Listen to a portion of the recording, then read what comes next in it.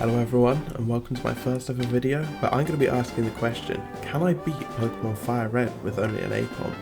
I mean, yeah, the answer is yes, I can.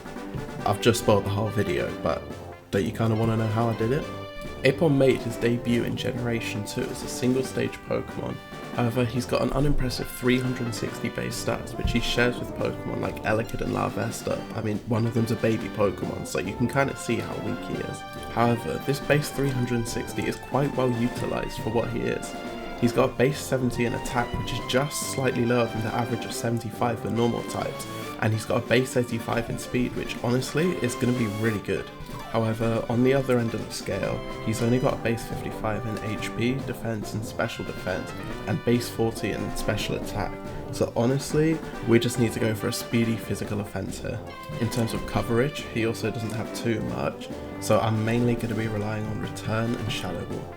The rules for the run are I can only use Aipom in battle, and I can't use any cheats or anything like that. But without further ado, let's get into the run.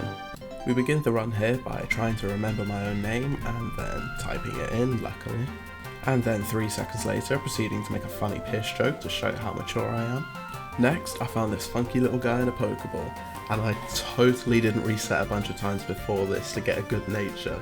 I swear I didn't. Next, I decided to nickname the funny little monkey, Monkey.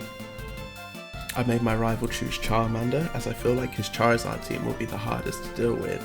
The starters themselves don't really have much of a difference, but it's more the Executor and the Gyarados that he'll have in this team, which will cause huge problems down the line. The nature of the Aipom I finally settled on was Lonely. This will give Aipom more attack but less defense. I don't really need defense anyway, as it's already going to be low. A very fitting nature for this Soul Warrior. Next, my rival tried to get revenge on me for turning his entire name into a piss joke, so he initiated a battle. Here we go, the monkey versus the lizard. Never mind, that was easy. Anyway, moving on.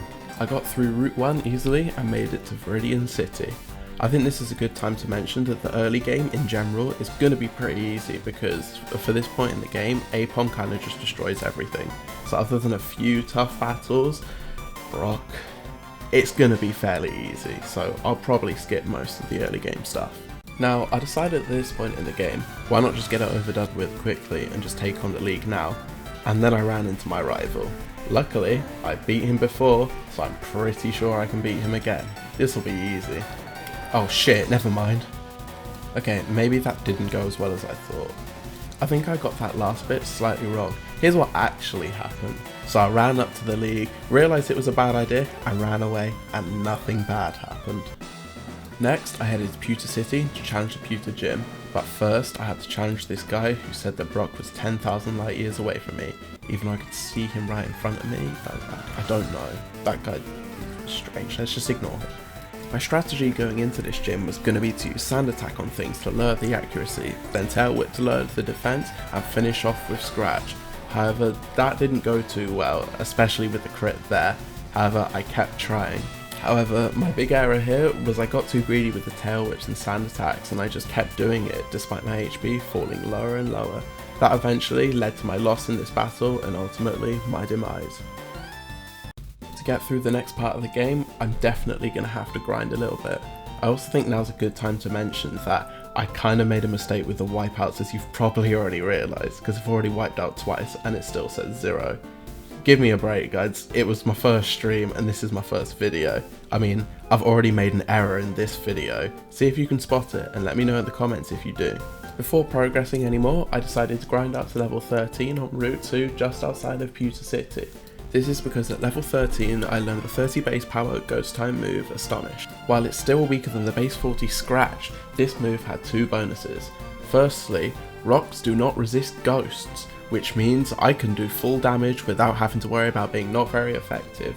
Secondly, this move has a small chance to make my foes flinch, which means with a bit of luck, I can stop Brock from attacking and avoid some extra damage. Campalium, I'm back for revenge, bitch. This time, now I'm 3 levels higher, I decided to just go straight in with Astonish and see how well I did. I got a lucky flinch first turn, and then I went for Sand Attack just to try and increase my luck a little bit. He hit me back, doing a measly 5 damage, and I kept up my strategy, knowing that I could win this. After a few tail whips, it was time to go back on the offensive and win this quickly. Astonish still wasn't doing loads of damage, but mixing the potential flinches with the sand attacks, this should be an easy win from here. After a back and forth of tackles and astonishes, the Geodude finally went down. Now it's just the Sand Shrew, which luckily doesn't resist normal types, so this should be even easier. I went straight in for a scratch here, which dealt about a quarter of my health, to get retaliated with another scratch, which didn't do much. Luckily, this battle was quickly won. Next up was the Brock hard big man himself. After telling me about how hard his rocks are, we initiated battle. I went into the battle with Brock at level 13, one higher level than his Geodude. The plan for this battle once again was going to be to use Sand Attack to lower the Geodude's accuracy and then hit it with Tail Whips to lower its defense. On the first turn, Geodude managed to land a tackle, hitting me for 6 points of damage, which wasn't too bad, but I kind of need to conserve my health as much as possible because this is going to be a long battle. After finally getting all 6 Sand Attacks up, it was time to try and lower his defense. In hindsight, 6 was probably quite a lot and a bit of overkill, but to be fair, it did protect me from getting hit even once. From here I could safely set out Tail Whip to lower its defense, meaning I could hit a little bit harder. Hopefully I shouldn't get hit too many times because I need to reserve all my health for Onix. The only problem I had from here though was to counter my Tail Whips, it started using Defense Curl even more. This could be a very long battle. After keeping on this plan for a while, Geodude finally decided to hit back with a tackle, and then it crit me, bringing me right down to 16 health. Honestly, at this point I don't think I'm going to be able to beat Onix, but I'll see how far I can get just against the Geodude. I decided that after taking that hit it was too risky to carry on lowering its defense, so I just went straight for Astonish to try and get rid of the Geodude quickly and move on to the Onix. After spamming Astonish and managing to luckily avoid all of Geodude's following attacks, I finally managed to KO the Geodude. Next up would be Onix though, which was going to be a lot harder. At this point I had 19 HP thanks to just leveling up, however the problem with Onix is that it's got Rock Tomb, which, along with dealing a lot of damage, can also lower my speed, which is one of the only redeeming qualities of Aipom. Right off the bat it hit me hard, bringing me right down to 8 HP and lowering my speed, meaning I couldn't even take one more attack from this thing without fainting. I got lucky here however, and it missed the next Rock Tomb, probably because of the Sand Attack mixed with Rock type moves just generally having low accuracy. My luck was short-lived however, as it landed the next Rock Tomb, KOing me. If I wanted to beat this, I'd have to get stronger first. I gave the fight one more try and managed to defeat Geodude with a little more health this time, bringing me up to 25 HP in time for Onix. The fight got off to a little better start this time as Onix managed to miss his first Rock Tomb. I kept up this strategy, although my luck couldn't last forever and he managed to hit the next one, despite being a -2 accuracy.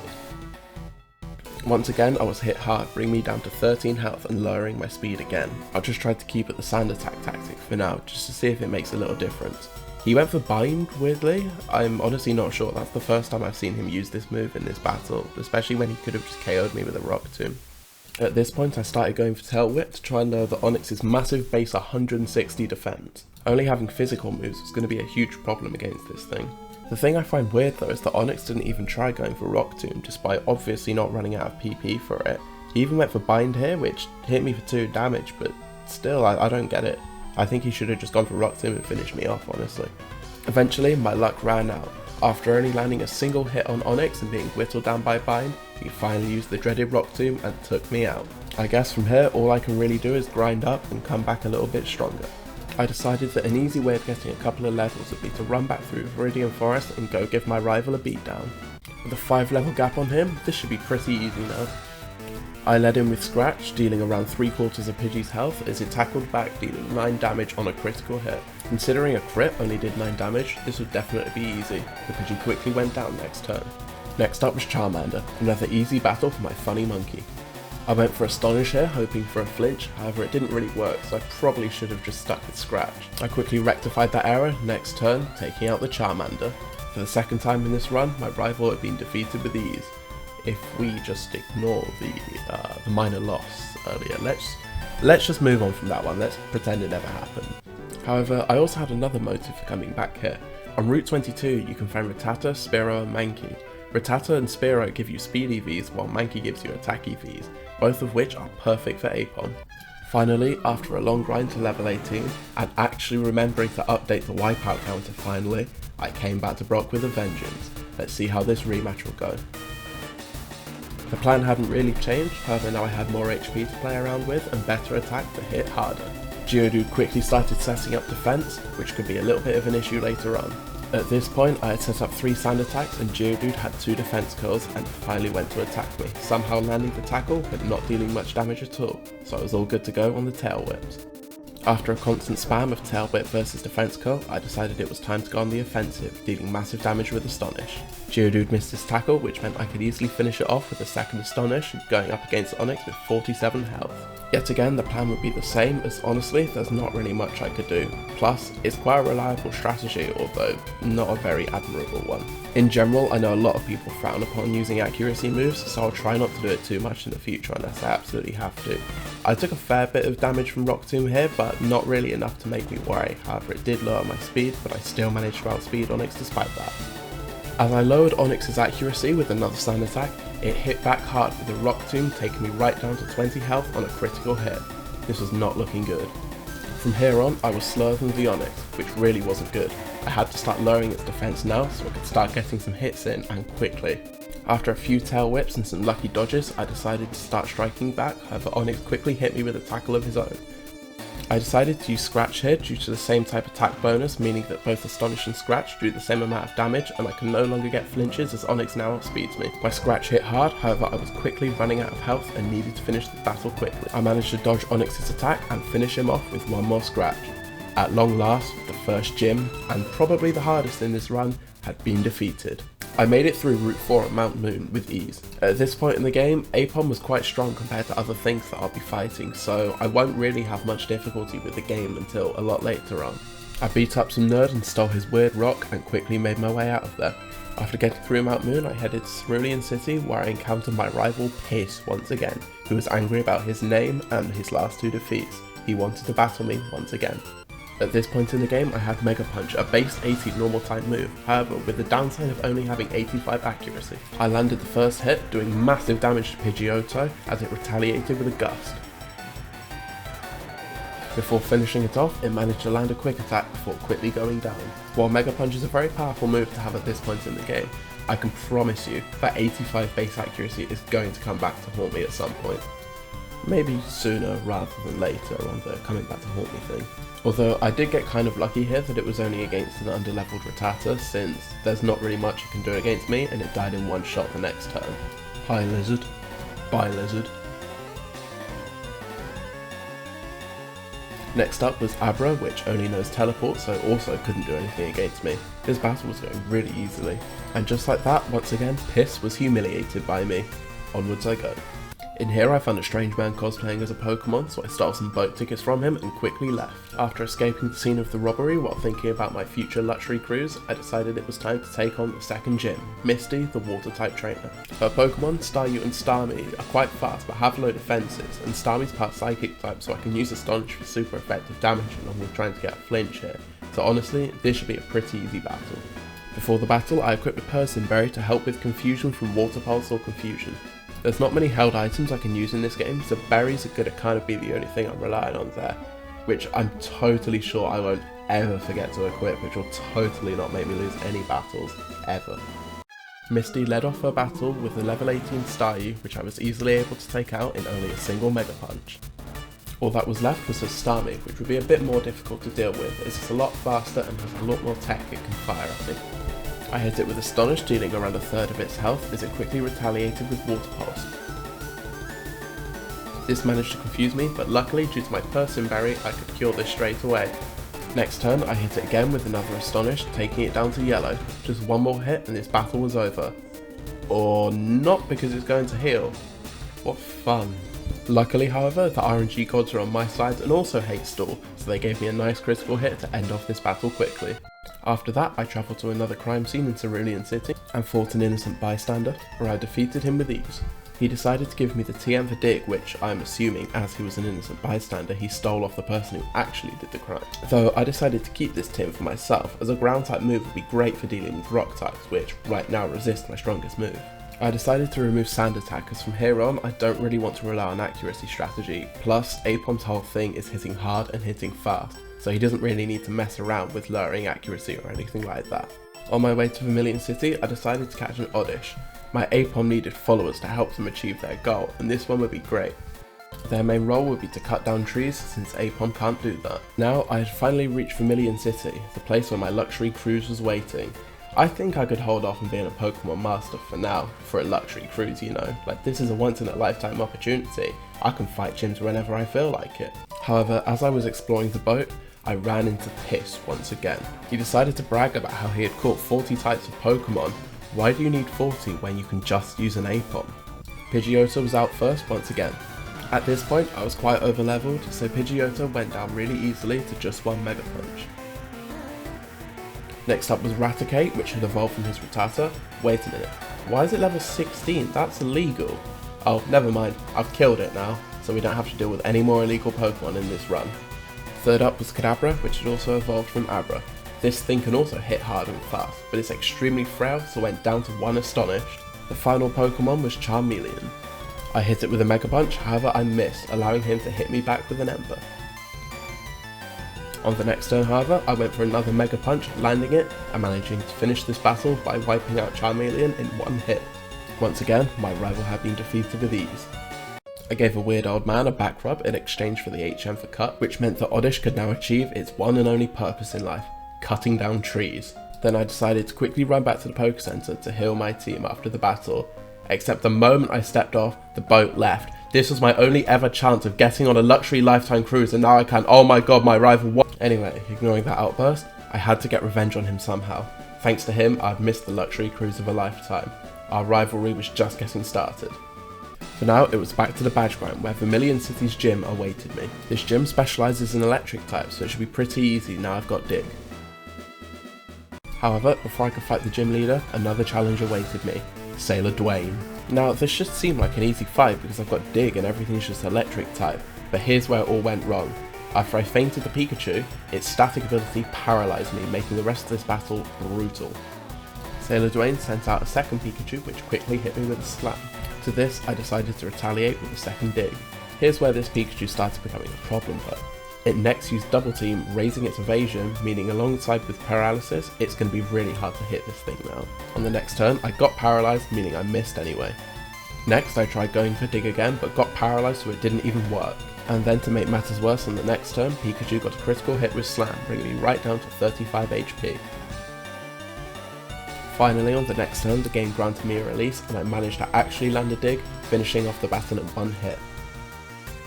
I feel like this battle is a good showcase of how quickly things can go wrong just because of a simple paralysis or something like that, and I can promise you, this kind of thing will happen again in this run. Oh god, it will happen so many times.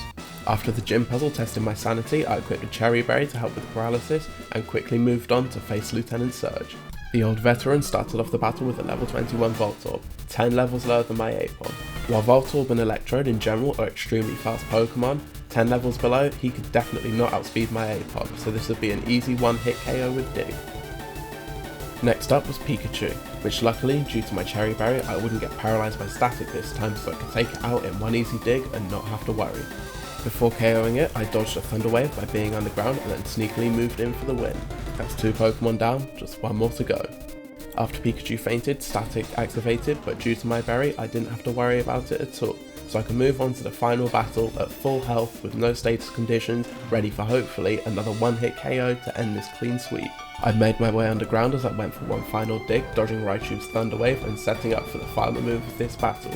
In one fell swoop, I took out Raichu and this battle was over, not getting hit even once. On my way to the rock tunnel, I picked up Aerial Ace, which will be really good for the 4th gym leader, Erica, which is a grass type. I decided not to teach Aipom Aerial Ace just yet, as I didn't think I'd need it and I wanted to reserve move slots. Hopefully I won't be in a situation where I really need Aerial Ace and I come to regret not teaching it. I'm sure that won't happen. Oh god damn it! Now, you're probably wondering how I've ended up in this very precarious situation, so I'll give you a little story time while we watch my impending doom. I had made it through Rock Tunnel by the skin of my teeth, I had barely any move slots left, and 1 trainer to go.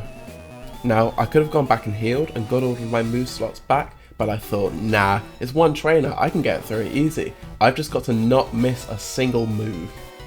And then as you all just saw, I missed Mega Punch, and I lost her.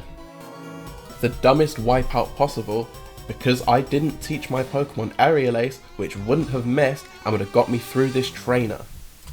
Aipom finally succumbed to the poison and I wiped out, meaning I'd be sent back to the Poke Center outside Rock Tunnel. At least I'd already done the wait, why is there an Oddish in my party? Oh no! So just like that, not only had I wiped it out, I'd also broken the only rule in this run. It's fine, I can just go back to my last save. Let's just see where that is. You have got to be kidding me.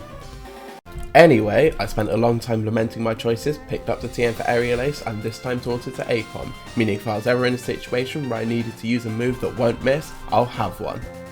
Now I guess it's just time to do Rock Tunnel again. Oh my god, why am I like this? Anyway, after a long and grueling trip through Rock Tunnel once again, I finally made it back to my arch nemesis, Picnicadana, and her Oddish who dodged my Mega Punch last time. Once again, Meowth was quickly disposed of, just moving on to the Oddish net. This time, Aipom landed an Aerial Ace, taking out the Oddish in one hit, so I can move on from this monstrosity. Finally, I was free of Rock Tunnel. I think at this point, it's becoming very obvious that I'm making a lot of first run mistakes, like really simple things. So you're just going to have to bear with me on those. If anything, it makes the run a little bit more entertaining, just seeing me mess up a million times and suffer because of it.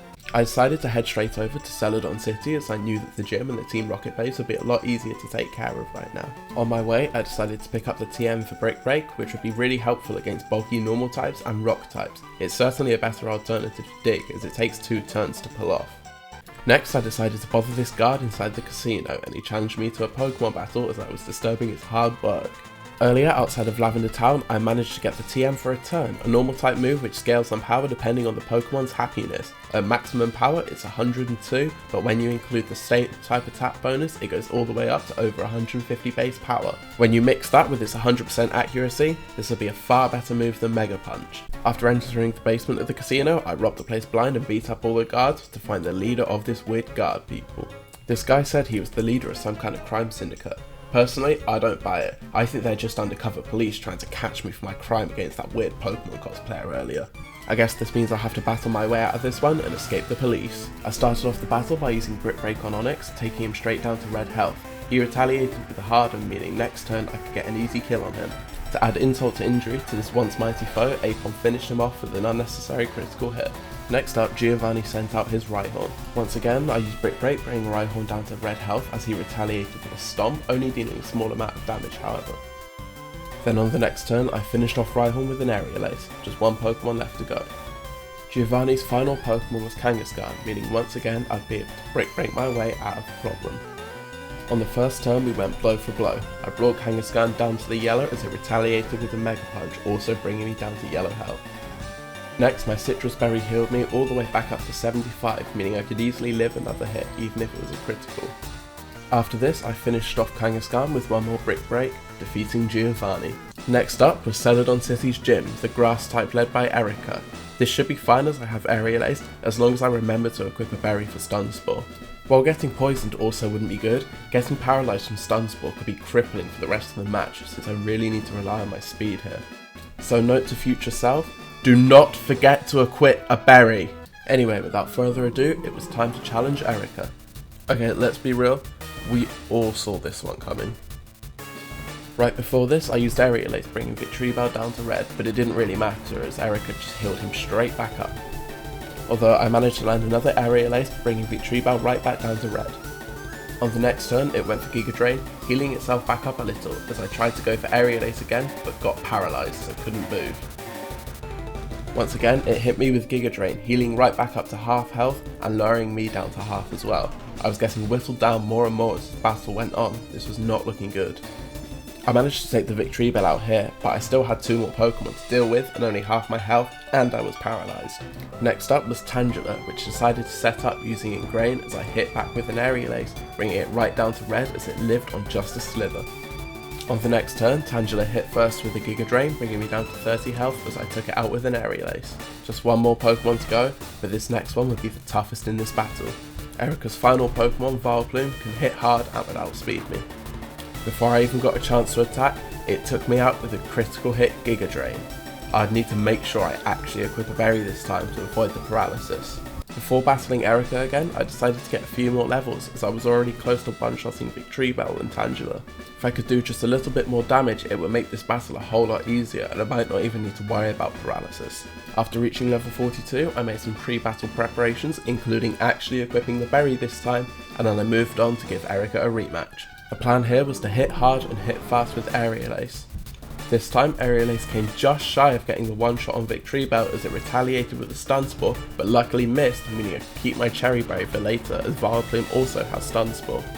On the next turn, Erika wasted her hyper potion as I brought Victreebel straight back down to red health with another Aerial Ace. On the third turn, I made short work of Victreebel, moving on to Tangela, this time in a much better position. As planned, I made quick work of Tangela also by one-shotting it with an Aerial Ace, and I can move on to Vileplume with my berry and at full health. This turn I went straight in with an Aerial Ace, taking it right down to red health as it retaliated with a Giga Drain, healing it just slightly but not dealing enough damage to be a worry for me. Then on the next turn I was able to take out Vileplume with one more Aerial Ace without even needing to use my berry, and just like that the 4th gym was done.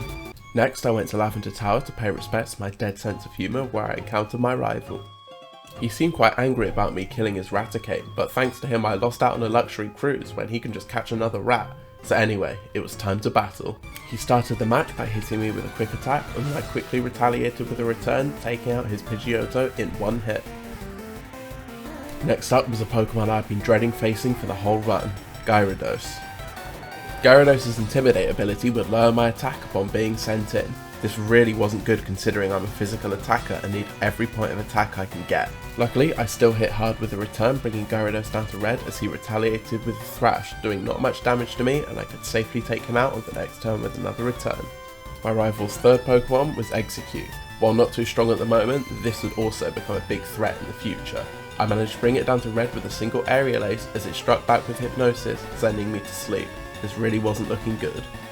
Next turn I had to sit there and take a Confusion from Execute.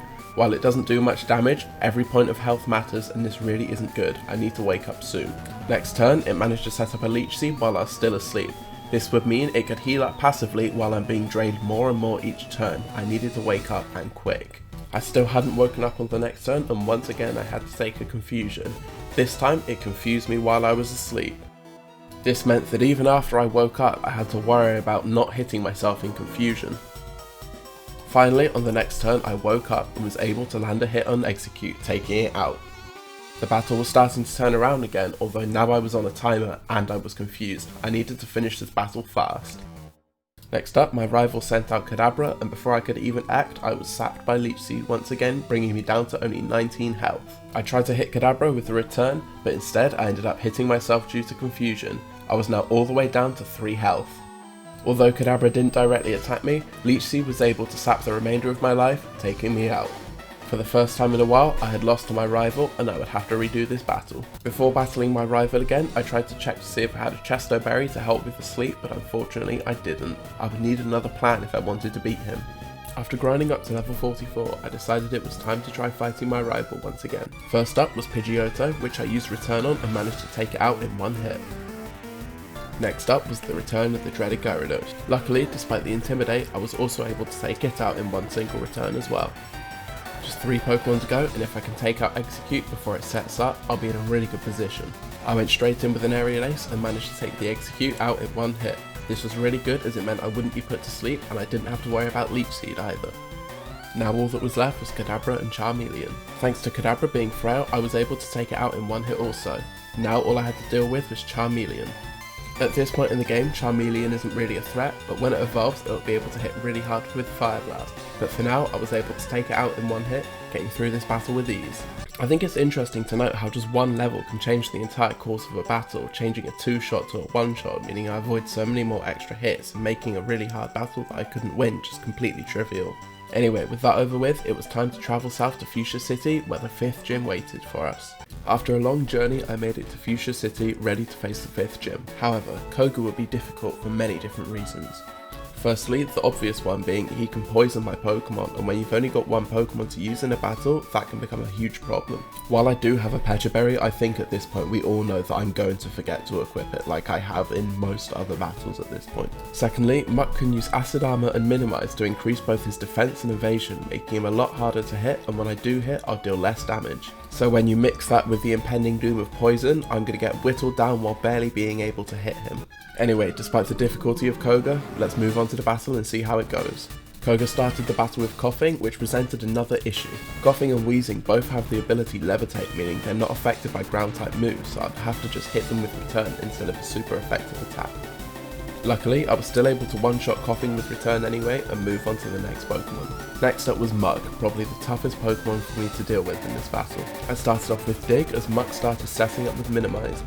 On the next turn, my Dig missed and Muck used another Minimize, now making the chances of him dodging an attack 50%. This is going to be extremely difficult. The problem with Dig is that while it's a very strong move against poison types, as it takes 2 turns, it means that Muck gets a free turn to set up. This can make the battle a lot harder as it allows Muck to get stronger on the turn where I'm doing nothing. On this next turn, however, I actually managed to land Dig, bringing Muck down to just under half as he went for another Minimize. Once again, I used Dig as this turn Muck tried to attack me but missed, and then on the next turn missed Dig as well, meaning Muck could land a Sludge on me. From here on, the battle was a back and forth of me using Dig and Muck using Sludge. However, in this whole battle, I wasn't able to land another hit on him. Right here, Muck was able to land another Sludge on me, bringing me down to 53 HP. This battle was beginning to look worse and worse. Finally, on the next turn, I reached my bitter end. I missed Dig once again, and Muck used one more Sludge, bringing me down to 12 health, but also poisoning me, meaning I was dead at the end of this turn. Maybe if I actually remember to equip the Pecha Berry next time, I should do a little bit better. On my next attempt, I equipped the berry and was ready to try again for round 2. Round 2 started off the same way as before, with Coughing quickly going down to a single return. Next up was Muck once again, which I was hoping would go a little bit better this time as I started to use Dig once again. However, as I did this, Muck decided to go back to setting up with Minimize, making him harder to hit once again as well. I'll spare you the details here as it's the exact same as the last battle, but after a long back and forth of Sludge and Dig, I actually managed to feint Muck this time. I could finally move on to Koga's third Pokemon, another Coughing. This Coughing also went down to a single return, which meant I could move on to Wheezing, but I only had 49 health left. I went for Return on Wheezing, taking it down to around half health as it retaliated with a Sludge. However, due to my low HP going into this battle, it was enough to take me out in one hit. The only 2 ways I would beat this battle was with immense luck against Mug, or to just level up. I think now will be a good time to talk about a little issue I had with this run which will definitely change for future runs. As you can see in the bottom right corner, I added a wipeout counter which kind of added this extra pressure to not faint or lose battles. I feel like doing that kind of took away from the integrity of the run in a sense that it didn't make me want to experiment or retry battles a lot, so I would just resort to leveling up or things like that, which I don't really like. So I think for future runs I'm going to take away the wipeout counters so it incentivizes me to experiment more and not just over level for every single battle that I can't win. Anyway, after grinding up to level 53, it was time to challenge Koga again. I was hoping that my extra levels would give me a little more attack and a little more health to play around with for when I get to Wheezing. Once again, Coughing was an easy one shot, but next up was Muck, the destroyer of this gym. Once again, I tried going for Dig, as this time Muck decided to use Acid Armor rather than Minimize to raise its defense. This was equally as terrifying, however, as increased defense meant I would do less damage. With the increased defense, I was able to deal about a third of Muck's health with a single Dig as he went for another Acid Armor, increasing his defense even more. Once again I went for Dig, bringing Muck down to the yellow as he went for a Minimize finally. Now with increased defense and increased evasion, this was starting to look bad. Luckily, on the next turn I was able to land another Dig, bringing Muck just shy of the KO. Muck retaliated with a Sludge, which poisoned me, but I was able to cure it with my Pecha Berry. I tried to finish Muck off with an Aerial Ace as Koga decided to heal him all the way back up to full health. This situation really wasn't looking good. On the next turn I managed to land another Dig, but Muck went for Toxic, badly poisoning me, and at this point I had already used up my berry, so I was now on a very short timer to finish this battle. Eventually, after a back and forth like the others, Muck was able to take me out with a Sludge and I still couldn't get past him despite being 4 levels higher than before. I gave the battle another attempt, hoping for a little extra luck this time as Muck went for Minimize once again. Despite the Minimize, I was able to land Dig, bringing Muck down to low health as he went for another Minimize. From here, I knew that Koga would heal Muck, so I decided to switch up my strategy and use Return. It was at this point that I remembered the same type attack bonus was a thing and realised that using Dig was kind of useless since Return would always do more damage even when Dig's super effective. As I went for Aerial Ace to finish off Muck, Koga healed him back up to full once again. While this may seem bad, Koga had wasted both his potions on Muck and I had not been hit a single time, allowing me to take out Muck on the next turn with Return. The second coughing is once again fodder, so we can kind of skip over him. And now we just had to deal with Wheezing. However, we were in a very good position for this as I went for a Return. This brought Wheezing down to low health as it countered with a Toxic, which I was able to heal thanks to my Pecha Berry.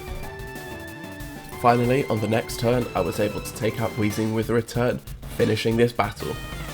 Next up would be Saffron City, where the 6th gym awaits us. While we're travelling there though, let me tell a little story about Koga's gym from back when I was a child. Pokemon Fire Red was the first ever Pokemon game I played, and I remember getting stuck on Koga and getting so annoyed that I just found a rare candy cheat and got my entire team up to level 100 so I could sweep him. I mean, I never finished that run anyway because I got stuck in Victory Road, and now because of that I just hate the Victory Road from this game, along with Koga, but yeah. Another interesting point, however, that I haven't touched on in this is Aipom's ability Pick Up. This ability means that Aipom can sometimes randomly pick up items while you're walking around in the wild.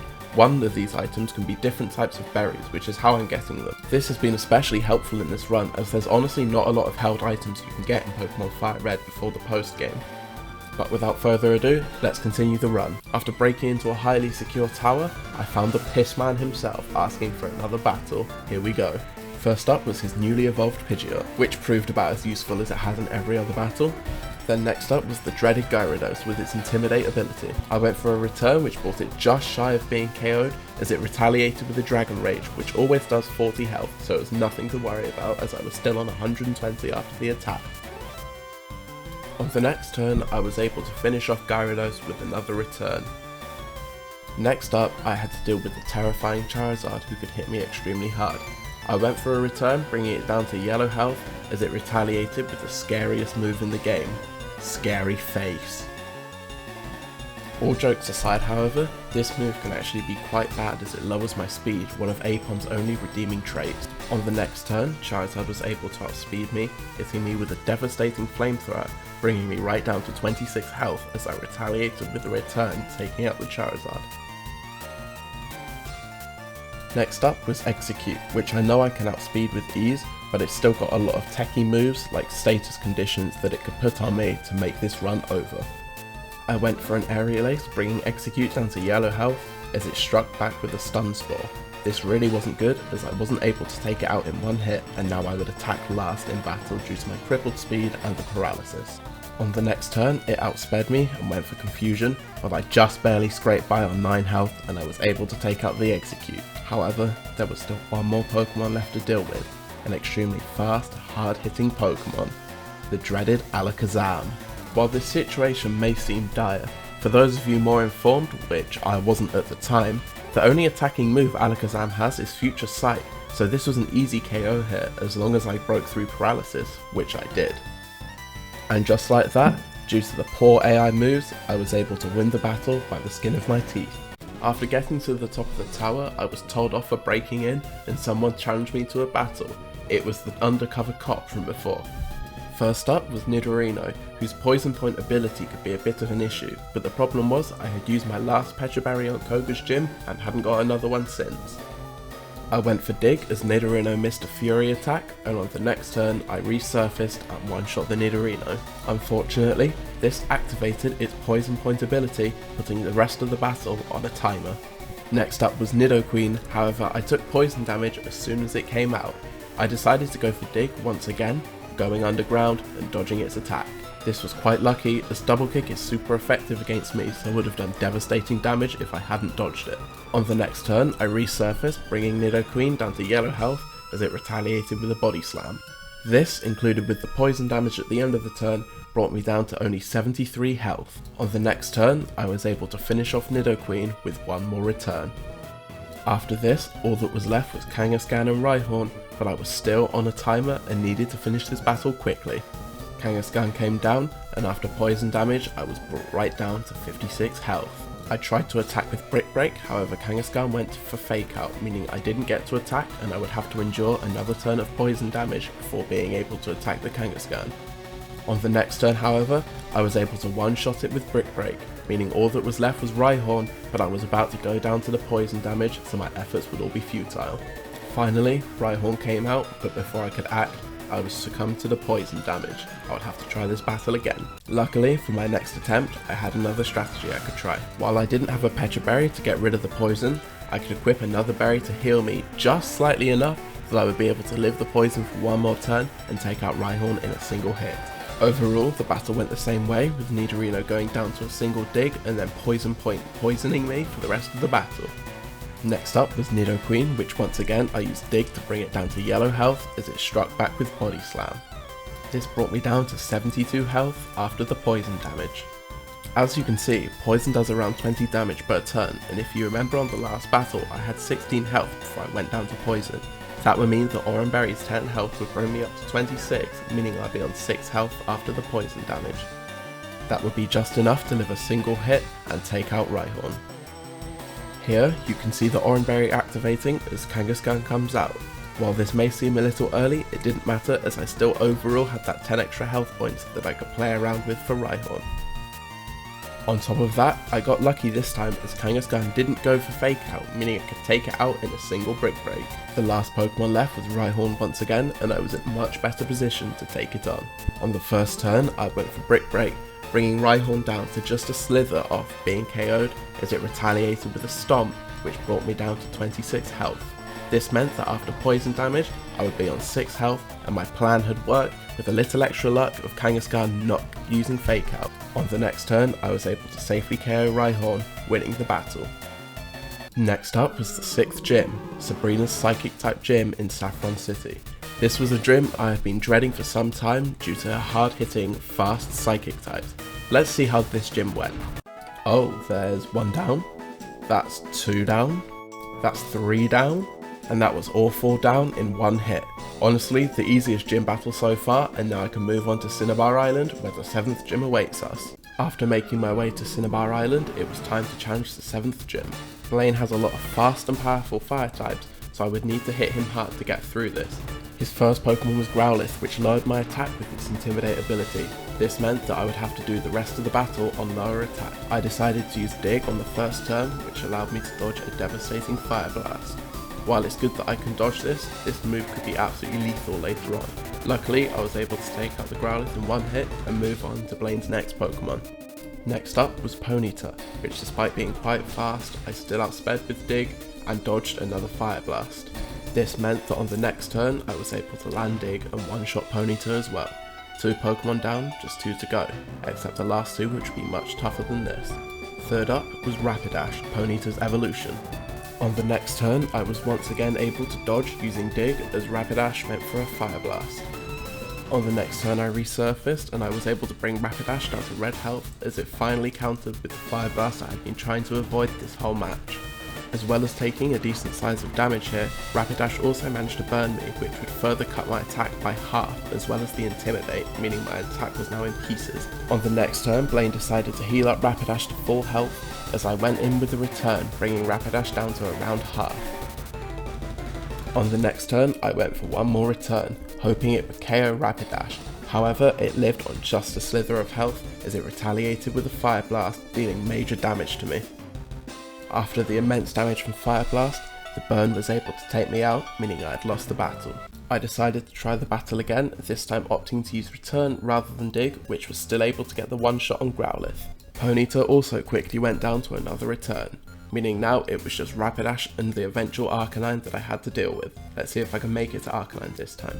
As Rapidash came out, I opted for a return on it once again, bringing it right down to just a slither before being KO'd as it retaliated with a devastating critical hit Fire Blast, bringing me right down to 55 health. Luckily, I didn't get burned this time however, which meant my attack would not be cut, so I was free to attack with another return after Blaine decided to heal Rapidash back up. With this next return, I was able to get a high attack roll and one-shot Rapidash. For those of you who may not know, In Pokemon damage calculations, there is a random number that's generated, meaning sometimes an attack can KO and sometimes they'll just slightly live. In this instance, I was able to get the KO, whereas in the last 2 times I wasn't. Finally up was Arcanine, with another Intimidate, making my attack only half what it usually is, as I went for a return. This dealt just under half its health as it retaliated with a Fire Blast, which was able to take me out. Even without getting burned, I just wasn't strong enough to beat this at the moment, so I would just have to level up a little bit more and come back. After reaching level 64 in hopes that I'd be able to guarantee the KO on Rapidash and actually remembering to equip a berry for burn this time, I went back into the battle. Once again, I was able to easily deal with both Growlithe and Ponyta, moving straight onto Rapidash. Rapidash was sent back out as I went for a return, hoping for the one-shot this time, and luckily I was able to, meaning this time I can move on to Arcanine without having to worry about having lost any of my health. Finally was Arcanine. While I was at full health, this thing cut my attack once again, meaning I wouldn't hit as hard while it could hit me with some devastating blows. I used Return once again, as it brought Arcanine to just over half health, as it retaliated with Fire Blast, taking me down to just under half health. This really wasn't a good situation, as it could one-shot me with one more attack. While the situation was dire, I had a plan. I could use Aerial Ace to damage it without bringing it into the healing zone and hope that Fire Blast missed. But I got a crit, and I beat the battle without even having to worry about that. Now, a respectable player here might go, well, I didn't really deserve that win, so I'll go back, get stronger, and try again. But I'm not respectable, so I am taking that win and I am running. Without further ado, we've taken down 7 gyms, and it's time for one more.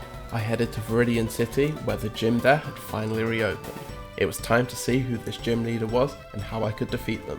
Oh shit, it's the undercover policeman from earlier. Well, it should be fine, I've beat him a few times before, so I think I can do it again. On the first turn, I went for Brick Break against Rhyhorn, where it was able to just barely live, as it retaliated with a scary face to lower my speed. This wasn't good, as I needed all the speed I could get in this battle. On the next turn, Giovanni healed up using a Hyper Potion before I could get in another Brick Break, bringing it right back down to the same health it was at before it healed. On the next turn, as I went for another Brick Break, Giovanni withdrew Rhyhorn and swapped him out with Nidoking to tank the Brick Break, as this wouldn't be very effective. This genuinely surprised me, as I don't think I've ever seen Giovanni do this in every single time I've played Pokemon Fire Red or Leaf Green. Luckily, on the next turn, before it could attack, I went for a return and took the Nidoking out in one more hit. Next up was Nidoqueen, which ran the risk of poisoning me from Poison Point. I went for a return, which brought it just shy of the KO, as the dreaded Poison Point activated, putting this battle on a timer. Nidoqueen then hit back with an Earthquake, dealing around a third of my health. On the next turn, however, I was able to quickly take out Nidoqueen with one more return. Next up, Rhyhorn came back out as I took damage from poison, bringing me down to half health. Before I could land the finishing blow, Giovanni healed up Rhyhorn. Brick Break brought it back down to red health, though the problem here was I was slowly being whittled away by the poison. On the next turn, I was finally able to take out the Rhyhorn with one more Brick Break. Giovanni just had 2 Pokemon left, one of them being the insanely fast Dugtrio. Due to the scary face from earlier, it was able to outspeed me and land an Earthquake, bringing me right down to full health before I retaliated with a return. At this point, it didn't matter though, as I would faint to the poison damage at the end of this turn. I managed to KO the Dugtrio, but I would have to come back just a little bit stronger to guarantee the one-shots of some of Giovanni's other Pokemon. I still didn't have another Pecha Berry either, so I had no way of countering the Poison Point, so I would just have to hit hard and hit fast if I wanted to beat this battle. Before attempting Giovanni again, I decided to level up to 67. Hopefully this would give me a bit more attacking power and a little bit more speed. As he sent out Rhyhorn, I went for Brick Break, hoping that this time I would be able to one-shot it. However, I wasn't able to, and it was able to hit me back with a scary face, meaning my speed would now be lowered for the rest of the battle. Next turn, Giovanni decided to heal up the Rhyhorn back to full health, allowing me to get in a free Brick Break. I got lucky however, and was able to land a critical hit, taking out the Rhyhorn in a single hit. Next up was Nidoqueen. Nidoqueen's Poison Point still presented a huge threat to me, and I didn't have any way of curing the poison as I still didn't have a new Pecha Berry. Despite the scary face, I was able to outspeed it however and take it out in one turn with return, and luckily avoiding the poison from its ability. Third up was Nidoking, a Pokemon that also has the Poison Point ability. Once again, I outsped and went for a turn, able to take it out in one shot. And as if the RNG gods blessed me, I was able to dodge Poison Point for a second time, going to Giovanni's last 2 Pokemon without a hit on me. Fourth up was Dugtrio, which outsped me as expected. It went for an Earthquake but wasn't able to deal much damage, so I could retaliate with a return, taking it out in a single shot. While Dugtrio's fast, it's also not very bulky and can't hit particularly hard, so this wasn't much of an issue. Giovanni's final Pokemon was the second Rhyhorn at level 50. Once again, I used Brick Break against Rhyhorn, bringing it down to red health just like the last one. Rhyhorn struck back with an Earthquake, taking me right down to half health. Despite the big damage it dealt, I knew that from here I could safely win the battle with one more Brick Break to finish off. However, Giovanni decided to prolong its suffering by healing it back up to full health, meaning I would have to hit it again with another Brick Break after this turn to finally end the battle. You know, I'm starting to get a weird vibe about this Giovanni guy. Like, he just prolonged his Pokemon's suffering. Like, why would you do that if you're a policeman or something? I don't know, something seems off about this guy.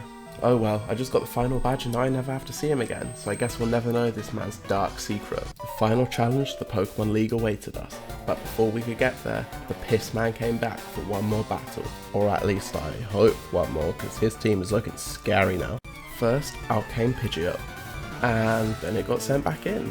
Next up was Rhyhorn, which we had just recently defeated, so this shouldn't be a problem. I went for Brick Break, predictably bringing it down to red health, as Rhyhorn retaliated with a weak takedown, dealing barely enough damage, not even enough to take itself down from the recoil. Then, on the next turn, I was able to finish it off with one more Brick Break. Third up was Execute. Luckily, I was able to take it down in a single return before it could start setting up with obnoxious status moves. Next up was Alakazam, which so far in this run had offered me a lot less trouble than I thought it would. Once again, I was able to go for a single return and take it out before it could hit me with any hard moves. Now I just had to deal with Gyarados and Charizard, but my attack could be lower due to Gyarados' Intimidatability. I attacked with Return, but due to the Intimidatability, my attack was quite underwhelming, only dealing half of Gyarados' health as it hit back with a Leer, lowering my defense. This meant I'd have to be careful not to get hit by any physical moves going through with this battle. On the next turn, I was able to use Return once more and take out Gyarados. Finally was Greymon. Wait, damn it, I mean Charizard, wrong franchise, whoops. Anyway, I hit the iconic lizard known for breathing high temperature fire out of its throat with a Return, taking it down to half health as it hit back with a scary face, lowering my speed. On the next turn, Charizard was able to outspeed me and use Slash, bringing me down to 95 health, as I was able to get in one more return and finish off the battle. Now I just had to take on the Pokemon League. Before taking on the Elite Four, I decided to teach Aipom Shadow Ball, a move I'd been waiting to teach it the whole game, as this would be extremely good against Agatha, the Ghost-type master. First up was the Ice-type trainer Lorelei, who sent out Dugong. I started off the battle by hitting Dugong with Brick Break, bringing it down to red health, as Dugong decided to set up the hail to buff his teammates. Then Lorelei decided to heal up Dugong as I went in for another Brick Break. While I wasn't able to take it out this turn, it meant I got a free hit in on the next turn and I had already wasted one of Lorelei's potions. Then on the next turn, Dugong finally went down to Brick Break. Next up was Cloyster. After doing nothing but using Protect the whole time, I was able to take it out with ease. Third up was Slowbro, a bulky Pokemon that could be hard to deal with, except it also did nothing of note and went down without even landing a single hit. Then fourth up was the bulky Lapras. I hit Lapras with Return, bringing it down to around a third of its health. It retaliated with Ice Beam, taking me down to around a half, before healing with its Citrus Berry at the end of the turn, bringing it up to half health. At least this still meant I could take it out on the next turn without any worry. Sure enough, Lapras went down on the next turn to one more return. Now I only had to deal with one more Pokemon, Jinx. As Jinx came out, I went for Shadow Ball, and I was able to one-shot it and win the battle. Wow, so far, this is really easy. Or not. Now, I'm gonna be honest, the Elite Four took a lot of attempts, so since I like viewer retention and you guys like free time, I'll just skip to the good bits. So Lorelei, she's done. We've beat her, we don't need to worry about her. So after a little bit of grinding, we can move on to Bruno, the fighting type master of the Elite Four. Though obviously, if you do want to see my full suffering, you can go check out the VOD, which will be linked in the description below. After grinding up to level 83, I decided it was time to take on Bruno. The first Pokemon Bruno sent out was Onix, which I hit with a Brick Break, taking it down to just before a KO right in the red, as it retaliated with an Earthquake which only did minor damage to me. On the next turn, Bruno healed up, which meant on the following turn after that, I could quickly take it out with one more Brick Break. Next up was Hitmonchan. When grinding against the Elite Four, Hitmonchan gave me a lot of issues, as if I was on 2 no health, he could just use Mach Punch and take me out straight away. Luckily here, I had full health almost, so I was able to just take him out with a quick return as he didn't see the KO with Mach Punch. Next up was Hitmonlee. I attacked it with a return and was able to take it out in a single hit before it could release any scary moves on me, as this thing can hit hard. Finally was Bruno's ace, Machamp. This thing could be absolutely devastating with its cross-chop attack. I went for a turn, which brought Machamp down to red health as I started worrying about the impending cross-chop, as it went from rock to what? You could have one-shot me with cross-chop and you went for rock tomb. What? Okay, now I'm starting to see why Bruno is the CEO of being an awful Elite Four member. At this point, I don't even think his Onyx deserves to get any screen time. That thing's just going straight away, so we can move on to Agatha. Next up was Agatha, the Ghost type Elite Four member sporting 5 poison types and only 3 ghosts. On the first turn, I was able to outspeed her Gengar using Shadow Ball, taking it out in only a single hit. Next up was Golbat, which also fell quickly to a single return. Next up was Arbok. Arbok has the Intimidate ability, meaning my attack would now be lowered for the rest of the battle. I hit it with return, bringing it down to around a quarter of its health. Arbok hit me with Sludge Bomb, bringing me down to 159 health. However, it also managed to poison me, and I didn't have anything to cure the poison, so the battle was now on a timer. On the next turn, I was able to take it out with one more return. Next up was another Gengar, but my health was getting dangerously low due to the poison. I needed to finish up the battle quickly. I used Shadow Ball, which was able to take Gengar down to red health, but it retaliated with a Sludge Bomb, bringing me right down to 34 health after the poison had taken effect. Gengar was also able to heal itself back up with a Citrus Berry, which was actually quite a good thing as it took it out of the healing range, meaning I was able to take it out on the next turn with one more Shadow Ball. Agatha's last Pokemon was a simple Haunter, but my health was taken right down to only 7 due to the poison. I went for a desperate Shadow Ball, hoping to one-shot it, and luckily I was able to, meaning I had won this battle by the skin of my teeth. The last Elite Four member was Lance, who started off the battle with Gyarados, meaning my attack would be lowered for the entirety of this battle. This was not a good start, but I had absolutely no way to avoid this. I started off by hitting Gyarados with return, and I was able to get a lucky critical hit, so I could take it out on the first turn and not have to worry about it. Next up was Aerodactyl. As it resisted return, I would have to use Shadow Ball. I was able to deal about a third of its health, as it hit me back with a wing attack, only doing minimal damage. After another Shadow Ball, Aerodactyl used Scary Face, which would also lower my speed. This really wasn't good, as now my attack and speed, my 2 best traits, had been reduced. Because of this, it was able to outspeed me on the next turn, hitting me with an Ancient Power as I hit back with the Shadow Ball and was able to take out the Aerodactyl. Now I had to deal with Lance's terrifying Dragonite. I hit Dragonite with a return, bringing it down to just over half health, as it used Safeguard, protecting its team from status moves. I went for one more return and was able to take Dragonite out with a critical hit. So far in this Elite Four run, I'm getting quite lucky with crits, but I'll take it. All Lance had left now were 2 more Dragonairs. Once again, return brought Dragonair just down to the red, meaning it would be able to get in one hit before I could take it out on the next turn.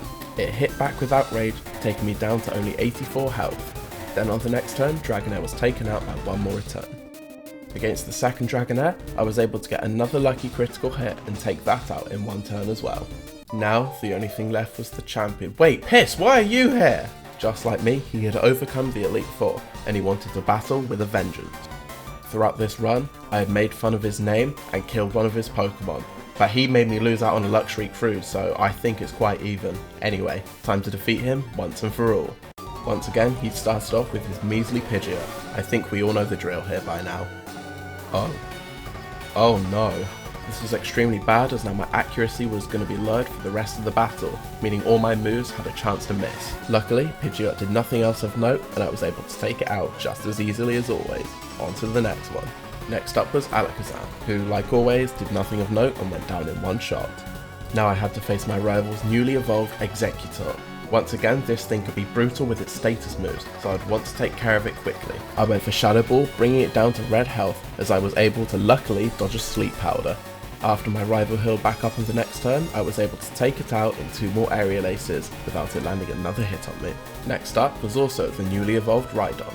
I hit it with a Brick Break, bringing it down to half health as it hit me back with a scary face, lowering my speed for the rest of the battle. Luckily, I was able to outspeed still, and I took it out in 1 more hit. Now I had to deal with Gyarados, which lowered my attack for the rest of the battle. Now my accuracy, attack and speed had all been lowered. This was not a good situation even though I was still at full health. The accuracy drop from earlier caught up to me as I missed a return and it hit me for a Dragon Rage, dealing a set 40 damage as I went for a second return but missed again and it was able to hit me once more. It was slowly whittling down my health as I kept missing. I needed to hit this thing and I needed to now. Luckily I managed to land a hit this time, taking it down to half health as it went for a 3rd Dragon Rage, meaning it had now done a total of 120 damage to me.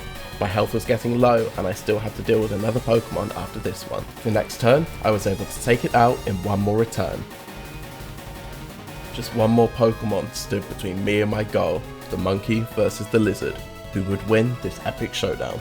Due to the scary face from earlier, Charizard was able to outspeed me however, and used Fire Blast, taking me out in a single hit. I got so far, and he took me out just like that, in 1 hit.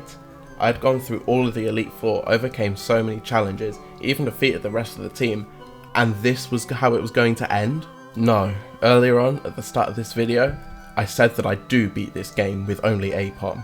That wasn't me spoiling the video, it was me telling you what I want to do and what I'm going to do. So let's do this one more time and take out our rival once and for all and become the champion. After grinding up a bit more, I was ready. Lorelei went down just as easily as before, then next was Bruno, 3rd went Agatha, and finally was Lars. I was back where I was before and it was time to challenge my rival once again. However, on my 2nd attempt, I didn't even make it past Exeggutor as it landed asleep earlier and whittled me down. I guess let's run this thing back 1 more time then. I grinded up a tad more and it was time for attempt 3. Lorelei got iced, Bruno got punched, Agatha got spooked, and Lance got destroyed. Time for attempt number 3. Never mind, I forgot to equip a berry. Attempt number 4. This time Pidgeot went down without using Sand Attack. Alakazam sat there while pondering its life. I finally remembered to do something good, which meant that the troublesome Exeggutor was down on the next turn. Rhydon also went down without being able to land a single hit on me, and Gyarados met a swift end after only 1 Dragon Raid. Once again, it was time for the final battle. I hit Charizard with a return and was able to bring it down to around half of its health. However, it retaliated with a devastating Fire Blast, taking me right down to 39 health. This was not looking good, especially as it was able to heal back up using its Citrus Berry, meaning that a return may not be able to take it out in 1 more hit next turn. It all came down to this final attack. I needed to get a high roll on the range to be able to take this Charizard out in 1 more hit, which luckily I was able to do. Just like that, I had defeated my rival, but not only my rival, 8 gym leaders, 4 Elite Four, and a champion of the region, with only an Aipom. But I still feel like there's so much more this little guy can do. Why just stop at Kanto? Why not go to Johto, Hoenn, Sinnoh, Unova, Kalos, Alola, It's Bandingala, and Paldea? Maybe we do, but that's a story for another time. But for now, we were the champion of Kanto. Thank you everyone so much for watching this video. It was a really fun stream to do, and it was a painful video to make for my first ever one, I'm gonna be honest, but I'm quite proud with how it turned out. As you can probably see as well, this video was taken from a live stream on twitch.tv/maybecrow, so if you want to check out my other live streams where I'm going to be doing more Pokemon challenges and just honestly a variety of gaming content, go check it out, you might like what you see. All the VODs and everything for this are up on YouTube as well, so everything will be linked in the description below if you want to check out anything else.